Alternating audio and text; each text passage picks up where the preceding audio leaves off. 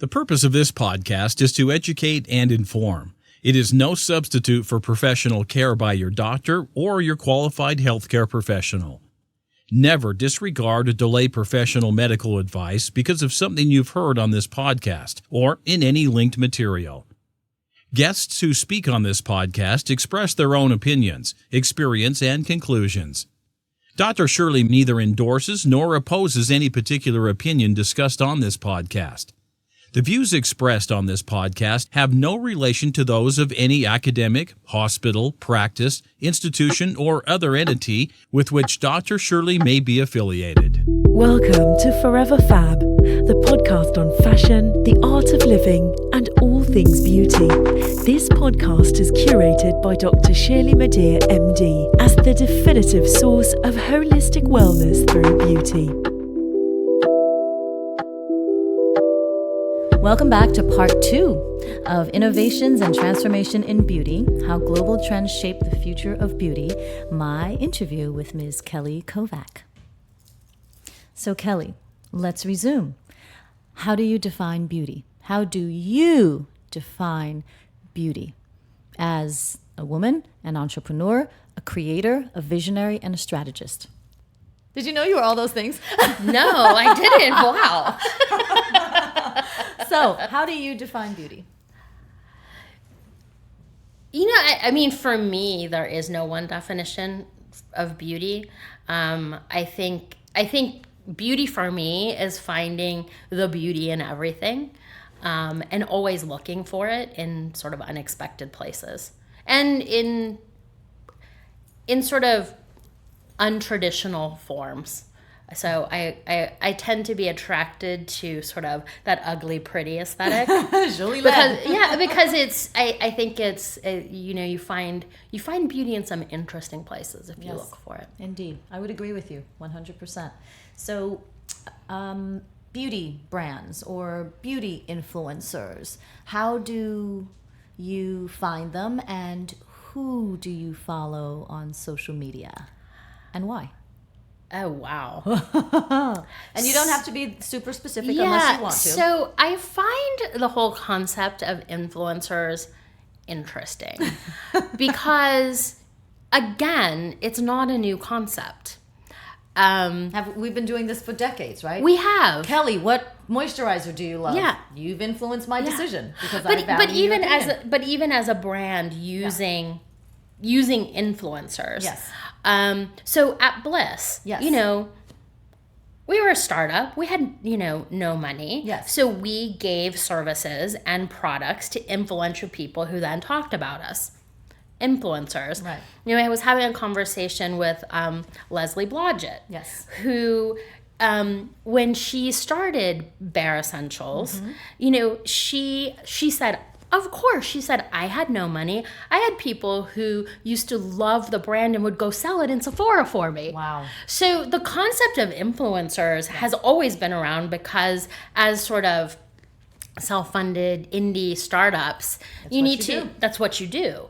But I think that, social media clearly has sort of added jet fuel to the whole concept. And it really is mind-boggling. It is. But I also give people who are commanding these really large amounts of money, like, it didn't happen overnight. They've spent years cultivating this persona online, creating content. Yes. Some of these people were really early adopters to the platform, and I'm like, kudos to them that they can monetize it. Yeah. And I think, but some people I think it's fascinating that there are children who aspire to be influencers, but I think that's something else entirely. That's another topic. But I really think kind of, a lot of influencers now are sort of monetizing their following and starting their own brand. So that kind of changes the landscape. But I think that the sort of the next incarnation of influencers are actually going to be experts. Yeah. So it's going to be the doctors again. Like, we're seeing this uptick in brands backed by doctors. Yeah. Or, hairdressers that are classically trained, not watching a YouTube video. Right. There is Experience and there's education, there's I hope matter. Yeah, and estheticians. There's with sort of these services. Yes. Doctors, estheticians, hairdressers, makeup artists. Yeah. Like, it's a craft that's honed after years and years and years. Yes. And I think it's starting to sort of get some traction. Yes. That people are realizing that. Yeah. So I think we're going to see kind of a throwback to sort of real experts again. Yeah, I would hope so. And I know some of the people, who do I follow on? Yeah. Who do I follow? Well, I think some of the people that I follow on Instagram that I really love. Yes. One is Beauty Papers. On Beauty Papers? Or It's called Beauty Papers. just Beauty Papers, okay. It's actually a I'll make a publication out of the UK. Oh. It's a magazine. Oh, Comes out, I think, twice a year. yes. It's amazing. They do, Really? yeah, I'm sure the the art photographs are- direction yeah. is amazing. They do really interesting profile pieces, and their Instagram feed is Off the chain. off the chain. on It's it. not everyone's it's not for everybody. It Okay. kind of pushes the boundaries. Okay. Of But beauty.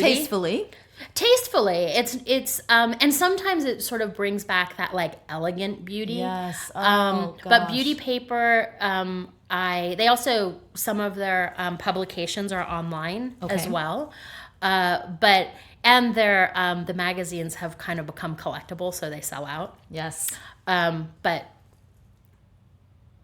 fantastic. They're doing amazing job, both content and visually. Yes. Another one is Dazed Beauty, but that definitely goes to sort of the fringe of Yes. the beauty. Days, D-A-Z-E. D-A-Z-E-D. O-E-D, okay. So that's really sort of pushing the envelope. But I think there's a place for that. And it almost kind of morphs into that theatrical and really artistic. Yes. Super creative. Super creative, and again, like, not for anyone, but I think that's kind of on the fringes of the beauty industry. Yes. Is kind of where it's very easy to stumble across beautiful Instagram feeds, absolutely. but it's the ones that kind of like, you're like, whoa, what that is make you that? think. They That don't make just you capture you visually, but they actually make you think. So those are two that I'm a huge fan of. Well, hopefully soon, Forever Fab MD on Instagram. Oh, well, and that goes without saying. Thank you, Kelly. I love you for that. So let's talk about some global beauty trends. Are global beauty trends really important for the American market? I know when I travel internationally, I always do multiple beauty things, and I'm always trying to learn what other people in other countries, some other cultures are doing to maintain their beauty. And sometimes I bring some of those things back and apply them to my practice. But do you think global trends are really having an impact in American beauty? For sure. Yeah. I mean, look at K-beauty. Right. And J-beauty. And I mean, J-beauty was always here. Yeah. I think it just wasn't called J-beauty. Right. But that Japanese aesthetic has, That's true, has Shiseido. and Shomura, and they're beautiful Japanese brands. Yes. And interesting, they sort of live on the opposite ends of the spectrum, Yes, they right? do. So J Beauty is, they'll spend 25 years developing a product. One product. One product until it's right. That's right. And Korean beauty, it's like they're spitting Fast. out products. That's fast beauty. That's fast beauty. It's Yes. marketing driven. Absolutely. and it is huge. And huge. And there's a place for both of them.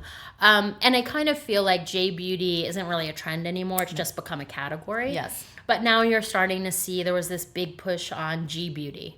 So beauty out of Germany, beauty out of Australia. Wow. So people are sort of taking... And yet French beauty has sort of always been there. always been Yeah, there. interesting.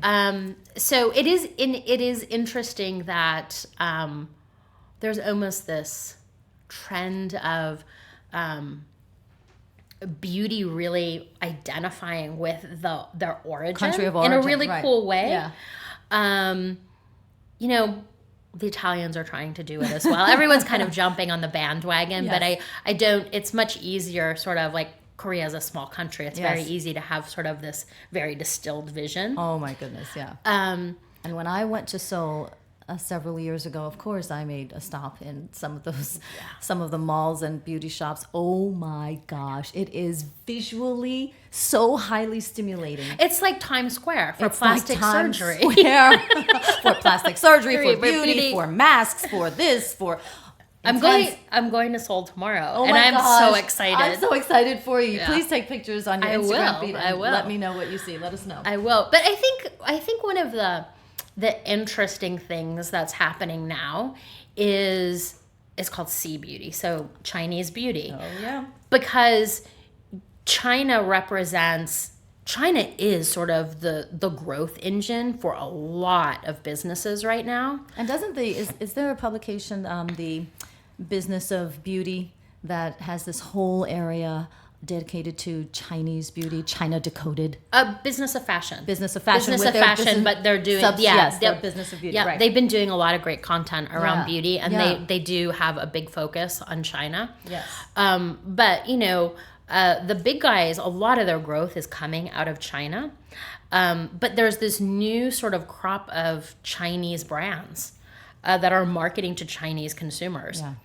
And there are Korean brands and Japanese brands that are created for the Chinese consumer. Market. Yeah, interesting.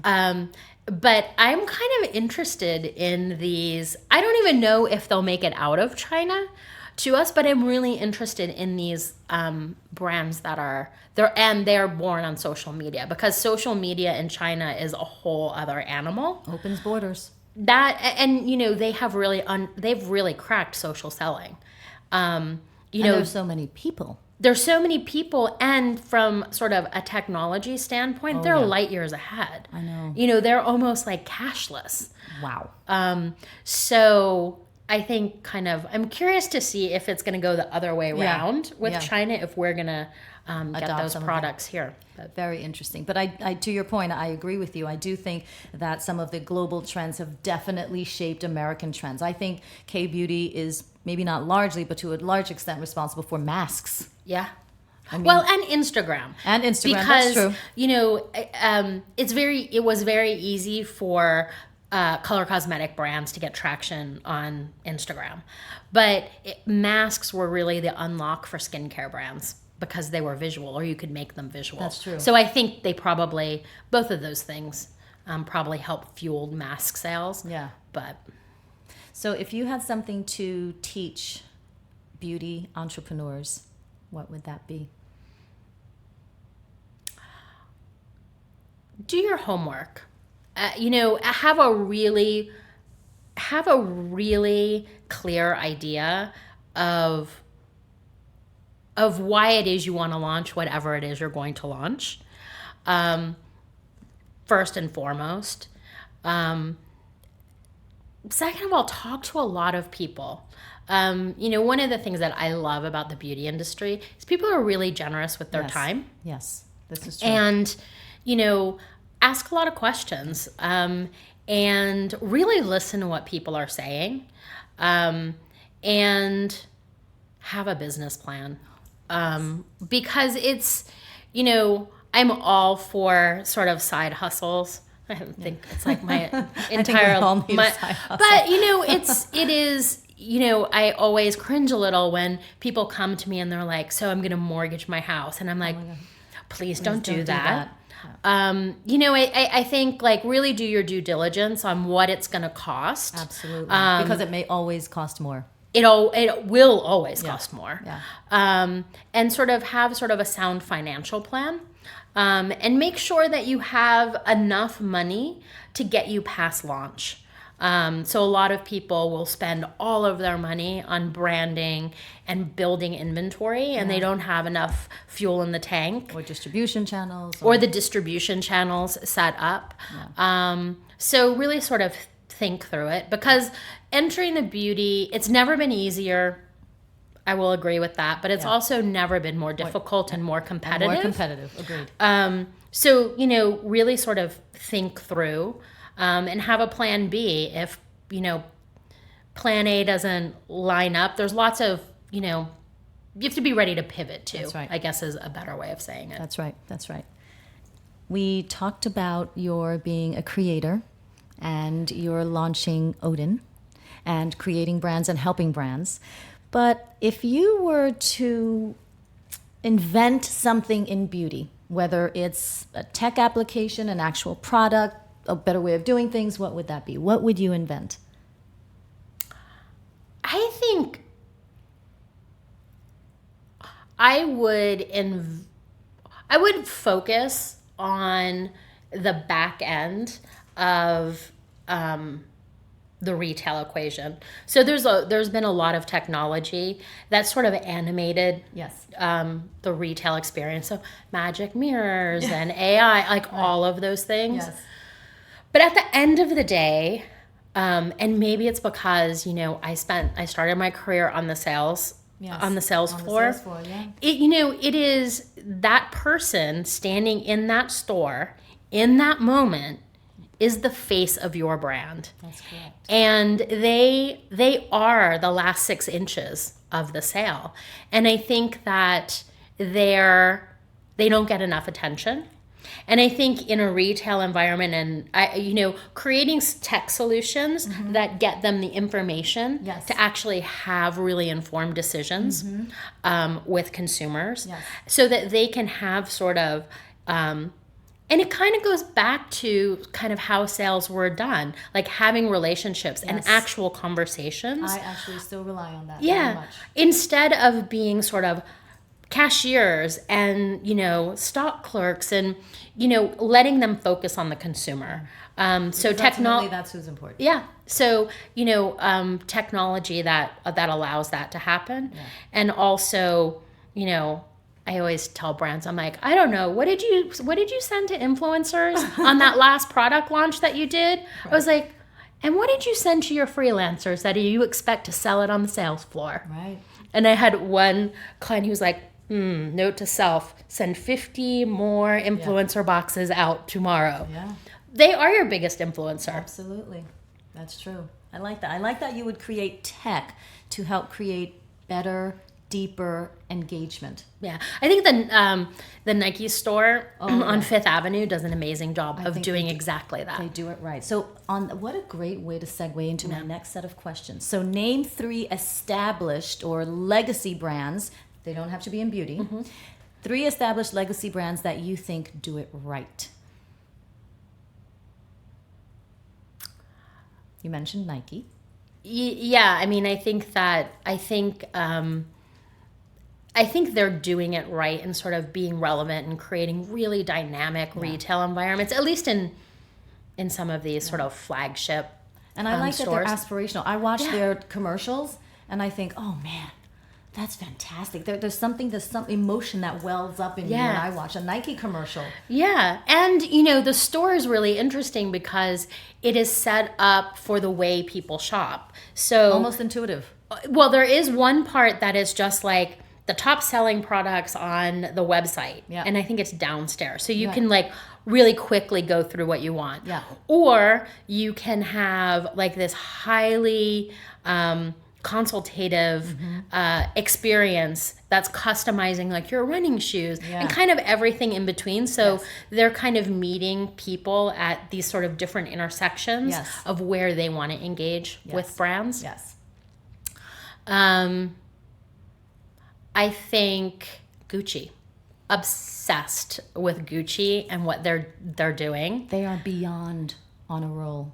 And it is a very difficult aesthetic because it's it that isn't sort for of everyone. it's not for everyone. It's loud.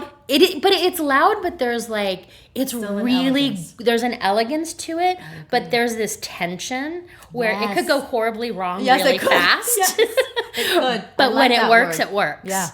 And Alessandro Michele oh my is God, he's brilliant. Really talented. And sort of tapping into history in a really interesting way. So But modernizing it. but through this very modern lens. And talk about pushing the envelope on sort of being inclusive. The beauty campaign is so gorgeous. It is beautiful. In sort of the unisex and unisex gender fluid. and gender fluid and embracing sort of these physical attributes that aren't traditionally beautiful. Like I think it is so modern and relevant and smart, and it actually makes people think. Yeah. Like, he is showing up and pushing the envelope, and there aren't many people who have that appetite for risk. But I think that sometimes when you trust your gut and you have such a vision, that you kind of reap the rewards. I was in the store in Soho on Saturday. I was like, this store is rocking. Yeah. It was packed, right? I mean, I think what Gucci's doing right now is Major. They are firing on all cylinders. Yeah, it's legendary. And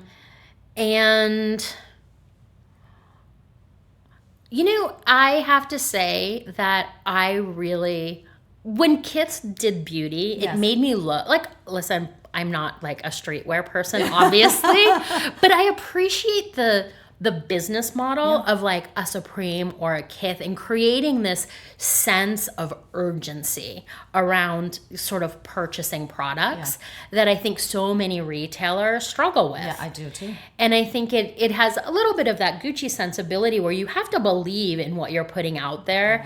You have to own it. You've got to own it. Yep. Because if you don't you own don't, it, it can the go line's horribly not going to wrong. happen around the corner. That's right. So I think kind of like that mini empire that he's built is really interesting, and he does it kind of quietly and loudly at the same time. It sneaks up on you. It does, like the shopping bags are gorgeous. The retail environments are gorgeous. I The believe in fact that beautiful they're shopping launching bags. beauty, Who knew? brilliant. And who's the founder of Kith? I can't remember We will look his that name, up. but there was a great story on him.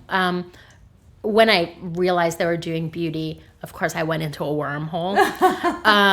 There were some great articles in the New York Times on him. Okay. But Kudos to Kith too. Kith, yeah. We're on it. I love it. Okay, so just a couple more questions. What do you think about men's beauty? I've read some articles that's almost like a non sequitur, men and beauty, and that men just like grooming and they like it clean and simple. We've got a man on our production team, so I can always know. ask him later. But what is your I don't know. opinion? I find it really interesting because I think as long as I've been in beauty, there's always been like this men's trend. It's going to be now. Right. Men, it's an opportunity. Right. That never really came to fruition. Nope, it didn't. Sephora was into men and then it was off the shelves. Ulta was into men and then it was off the shelves. So, but I kind of feel like, men's grooming, or most men enter beauty through shaving. Like, it's uniquely theirs, and then maybe skincare comes on top of it. But you've had sort of these disruptor men's grooming brands. The Dollar Shave Club, Harry's just got acquired, Right. Bevel just got acquired. Right. So you're kind of, there was this disruption and now a consolidation. Yeah. But, one of the things, I'm going with a trade organization to Korea, Kotra, and I was asking them about men's beauty because in Korea and even in China, it's very interesting because they're very traditional. Right. Sort of culturally, but Chanel launched their men's makeup line That kind in of sounds Korea. avant-garde. But Wow. I was asking them about it, and I'm going to do a little bit more research. But it's men are entering beauty through skincare. Because Asians don't have a lot of body hair, so it's not like men and American men and shaving. Right. So they sort of are, I guess, inclined to use more skincare for that reason.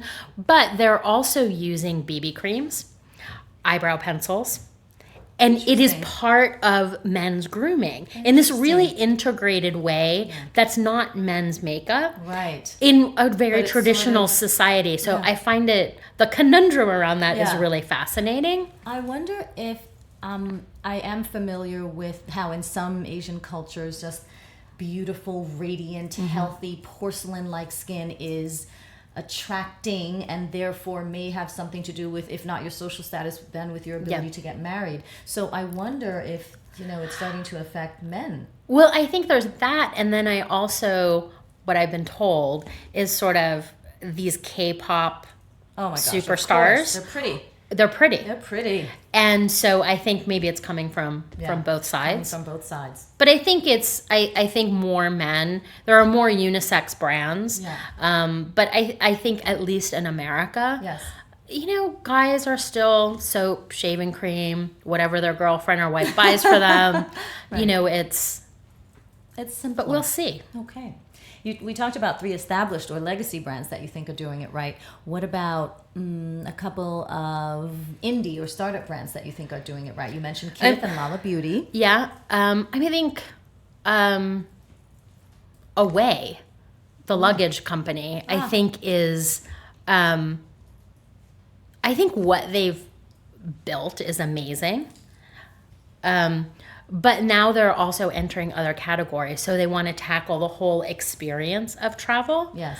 And it's not just about a piece of luggage. It's not just about a piece of luggage. But, they have sort of redefined this very utilitarian object. Yeah. So I think I love what they're doing both from a content and product standpoint. I think that's really exciting that there's so many startup brands that are actually getting it right. And I'm interested in that within. Kind of like a dry bar for acupuncture. Well, on that same note, in my industry of plastic surgery, I have experienced and seen the commoditization of aesthetic procedures such as Botox and injectable fillers. And we talked earlier about the dry bar of acupuncture. Well, there are now going to be dry bars, so to speak, of Botox and injections. So I consider all of this like fast beauty and fast wellness. There is obviously a market for it, right? Because they're popping up. What do you think the longevity of those trends are? Are they trends or are they here forever? I think it is almost taking. I mean, I have my own opinion. Yeah, which is well. For me. Yeah. Well, obviously, I go to you. So for me, it was if I'm going to go down that path. Right.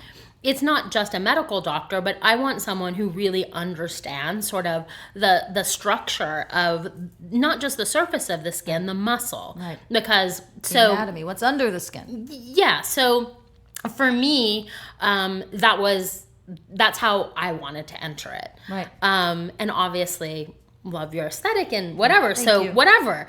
But I think I kind of feel like those people who would go use Groupons for Botox. Yes. That's the market. That's true. So it's kind of taken Groupons Yes. and put them in a physical environment. That's true. I think it is. Not for everybody. It's not for everyone. But there's something for everyone. There's something for everyone. I hope that the people that are running them, are really care about people. Really care about people.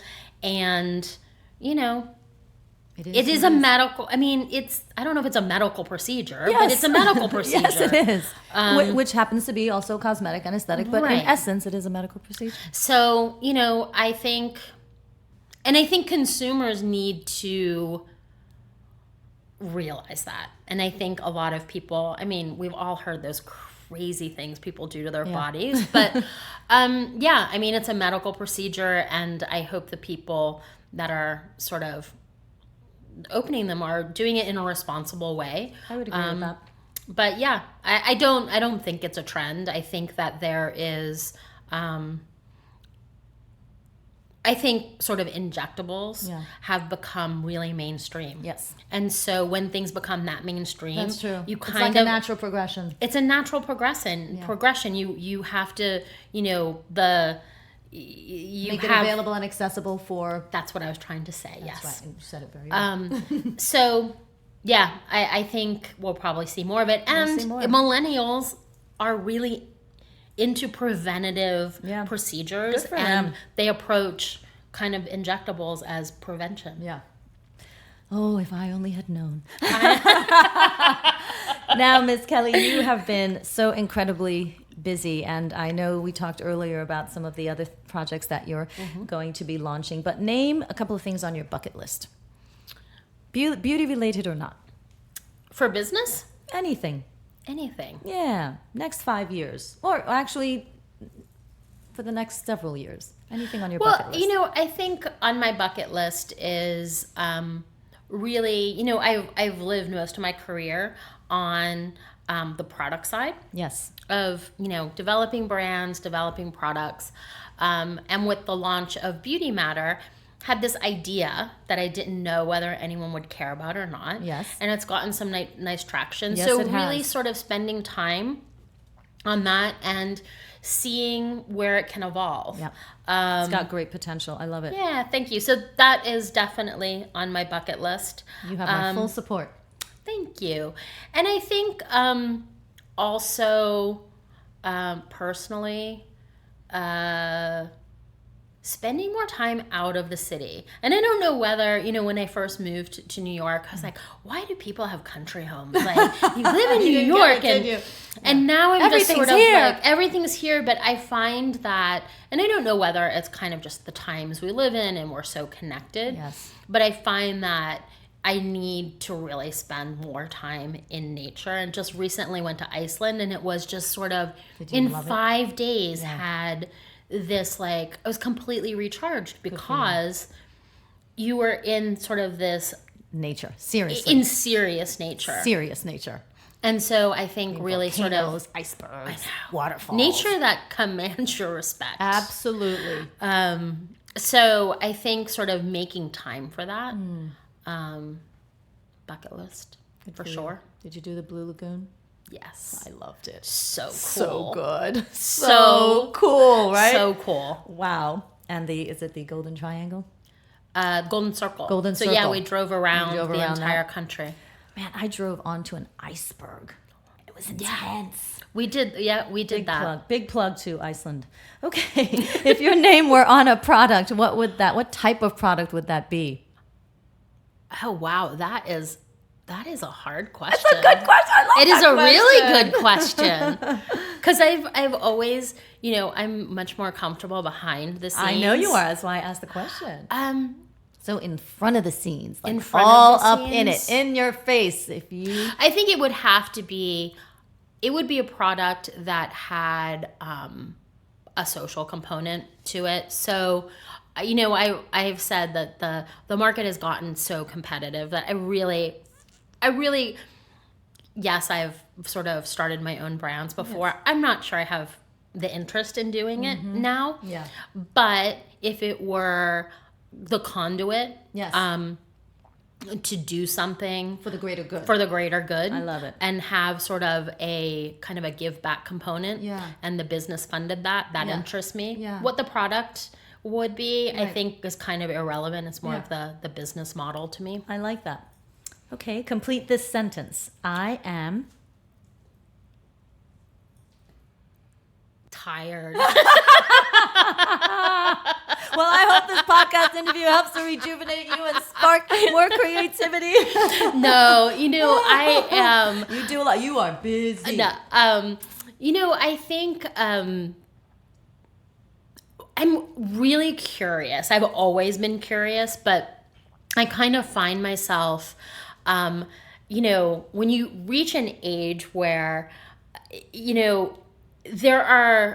I have this millennial mentor in my life. I find that the mentors I have in my life are now younger than I am. Wow, yes. I still have some that sort of are older, but I sort of try and find Gen Z, millennial, like really smart people who can keep me relevant. Yeah. So I hope I'm still as curious as I was. Yes, I think you are. So, what are you most grateful for? I am grateful for friends and family, really, because, without them, what's the point? Yeah. Right? I love that. What is the most significant thing you've learned from someone else? And the part B to that question, what is the most interesting thing you've learned about yourself? So I think one of the most significant things that I've learned from someone else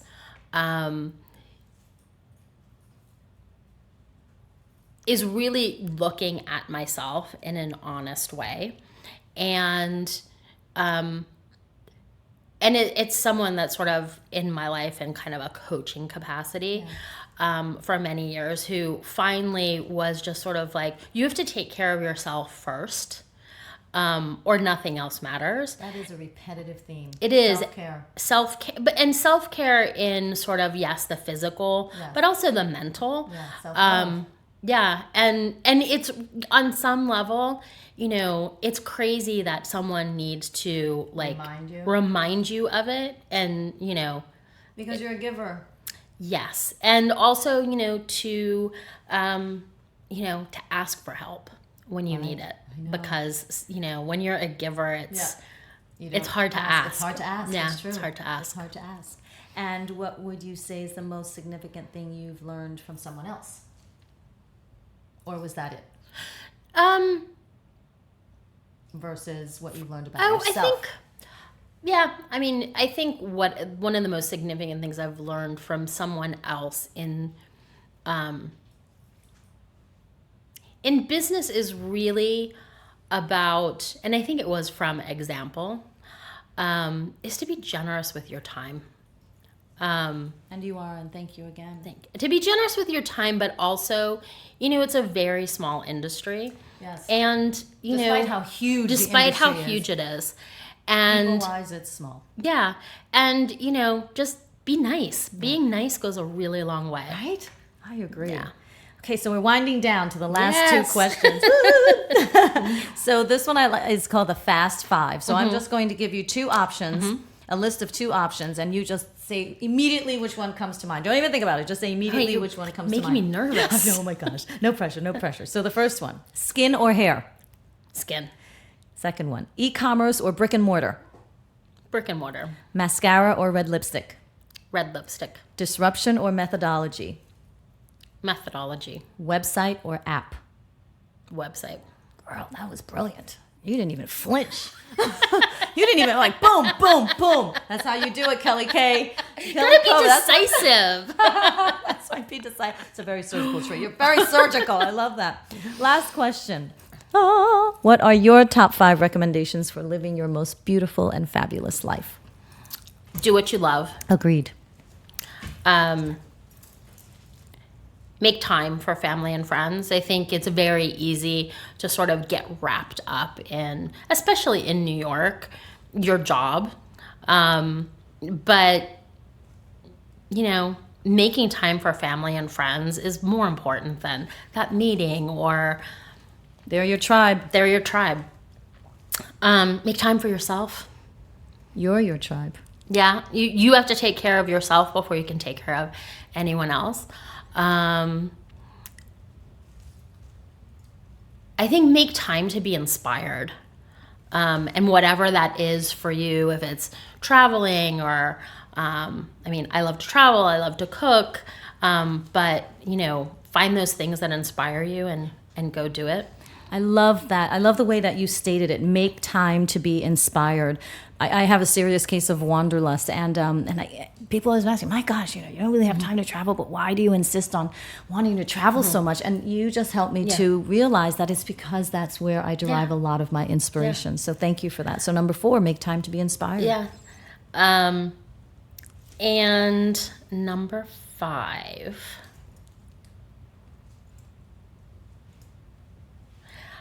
I think also make time to just unplug.